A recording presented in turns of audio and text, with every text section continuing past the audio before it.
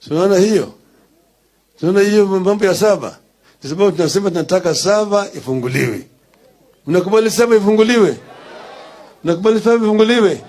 Hapo nasema ifunguliwe, nione mkono hapa. Ladies and gentlemen, can IEBC as currently constituted preside over free, fair and credible elections in the Republic of Kenya in 2027? That is the question which most Kenyans are currently asking. For the governors, for example, for the women representative, for example, it's not a question of a president getting more than the governor or what. A huge number of people voted for president and say senator, and for governor there was very little voting. And those are some peculiar habits of our voters. Polling date, my lords, it is common ground. The assumption is we will be given all 6. Yes, you're given all 6. And you want to vote for only one candidate? Yes. Where do the other 5 ballot papers go? It's a very simple question. True enough, you are given 6 ballots. You're given 6 ballots.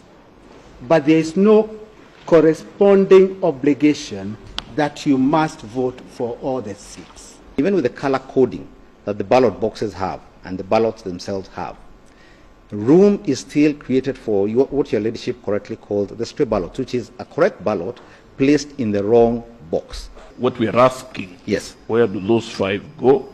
How are they accounted for? It's a simple question. Oh yes. They're not stray. No, they're not stray. They can only be stray if they have found themselves through in the wrong ballot box. And that's the point. Okay. So they're not stray. So you still remain with 5. Yes. Where do you put them? You carry them away? No. How are they accounted for? No, and that's the point I'm making. You vote. You vote for one, and vote for the second, and vote for the third. You have 6. Yes. It took a record for lawyers to... And there's something which I keep on repeating on this platform, that in politics, nothing happens out of mere coincidence. And that everything in politics is normally well planned, well scripted, and executed to achieve a specific political objective. Nothing in politics just happens for the sake of it. IEBC, in their own wisdom, has ordered the cleanup of the 2012 voter register. Why do you think they've ordered for the audit? Because you all know that Raila Odinga won the presidency of the Republic of Kenya in 2007. But he was rigged out. Raila Odinga strongly believes that he also won in 2013. But because of the electronic voting, Raila Odinga was never declared the president of the Republic of Kenya. Uhuru Kenyatta and William Ruto won in that election. I've had people saying open the server. Under what circumstances would you open the server? Is there a legal framework allowing for that to happen or not? Are the records, including the servers, available for inspection and audit by independent forensic auditors? Are the servers available for forensic audit? Yes, I confirm they are available for forensic audit anytime. And also to clarify that they were used to process the exact replica of the physical forms that are available. So they are available to be compared with the physical forms and the electronic data in those servers. But the truth is, Raila Odinga and his allies believed very strongly, even in his grave, that he won that election, but his votes were suppressed, were infiltrated. Remember, that was the time when we even had the fake polling stations. So why do you think IEBC, in their own wisdom, have now decided that let us now audit those voter register? Wameanza kusema sijui ati watu ambao walishika kura before 2012 wajiandikishe upya.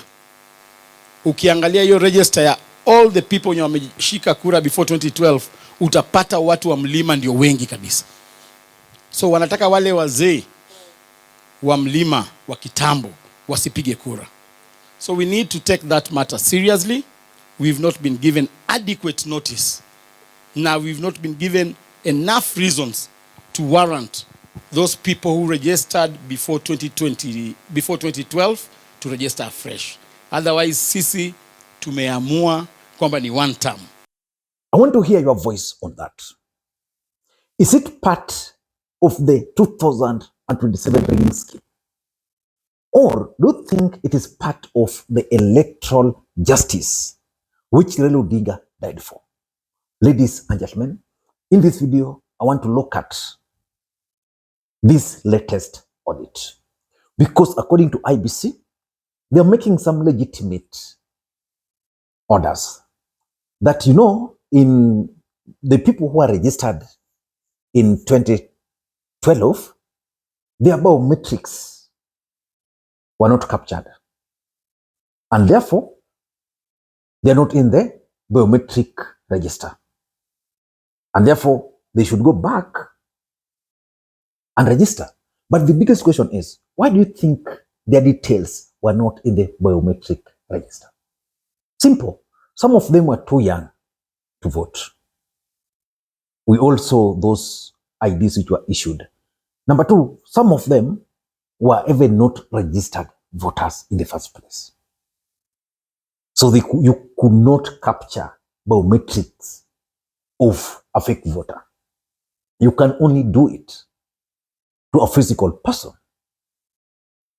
And that's why most people believe that this order is targeting the mountain, because the votes were actually inflated in the mountain. But for me, these are my take. Number one, and this is a fact, in 2013, there was voter suppression in Raila Odinga's stronghold. I remember that was the first time I really participated in ODM activities. I still remember so well. The late Gerald Otino Kajwang was the Minister for Immigration. I was the national coordinator for the ODM Youth 2012 lobby group. And we approached Raila Odinga at that time to help with the registration of voters targeting our strongholds. Because as young people, we thought that systems were going to work easily. So we went to Kajwang.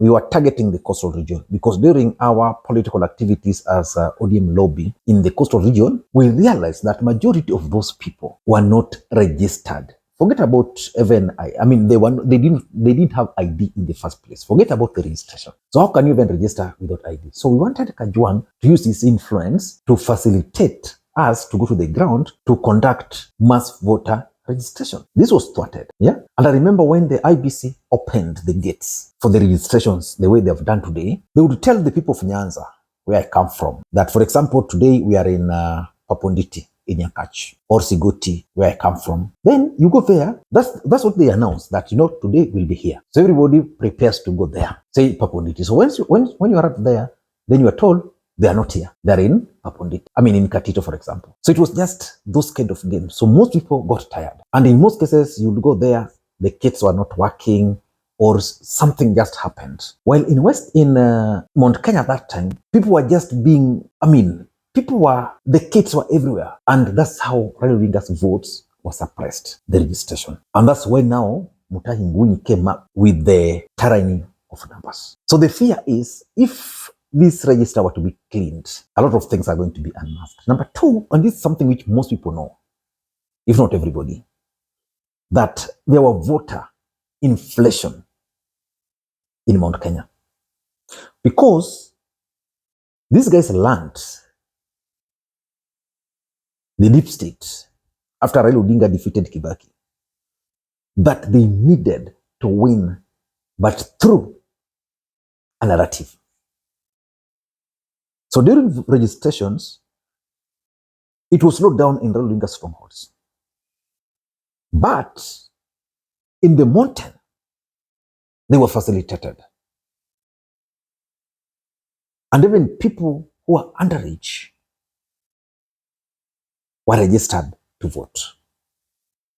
So you are in Form 4, you are 17, you are turning 18 next year, you don't even qualify for ID, you are given ID because there's an election. Yeah? So this was meant to advance that tyranny of numbers. So today, if you have to clean that register, those people who are issued with IDs while they were underage, probably they got now the actual IDs. So their names are in the system and they're going to be removed. And this is the biggest fear. I remember that time there were questions about Kakamega, the population of Kakamega vis-a-vis the population of Kiambu. The numbers were not numbering. They were not matching. So today, if someone were to go to those register and clean it, in 2017, they were not cleaned. William Ruto knew that he was enjoying the support of the mountain, and therefore he could not push for the cleanup. Now he knows that he's not going to get the mountain votes. So what is he doing? Ruto is keen on cleaning because he knows there's a problem somewhere. And importantly, which is my third point, there is the game of numbers in Kenya. And I can see the deep state is coming up with a narrative. The narrative of the tyranny of small numbers. And that narrative, it's very interesting that Northern Kenya now have registered voters. I was watching one of the director of elections of UDA demonstrating some numbers, which makes sense that, in the mountain, you have 1 or 2 kids enough. In the Northern Kenya, they have 8, 6, some up to 12. If you add this for the last 10 years, their numbers are now very high. Yeah, it makes sense. But again, this is supposed to aid the current narrative of tyranny of small numbers. And importantly, and this is why the united opposition should be very worried. This could be a strategy to lay the grounds to rig. You see, Kibaki laid the grounds for Uhuru Kenyatta by skewed registration of voters. Then they came up with a tyranny of numbers. Now we are seeing a new strategy here of tyranny of small numbers. So people will be convinced that, in the mountain, votes were actually inflated. And therefore, if the register is cleaned, most of them will go away. So that even someone from the mountain will believe that if the final voter register will show Mount Kenya as numbers not really increasing, they'll accept. So the thing is, you are being prepared to accept the results even before elections. And lastly, this could also be part of the propaganda machinery. And the intention of that propaganda machinery, in my view, is simple. 1, to encourage the small communities to go and register. Number 2, in my view, is to discourage the mountain from turning up to vote. I don't know what you think. This might take. Until next time, Makwiny. Bye-bye.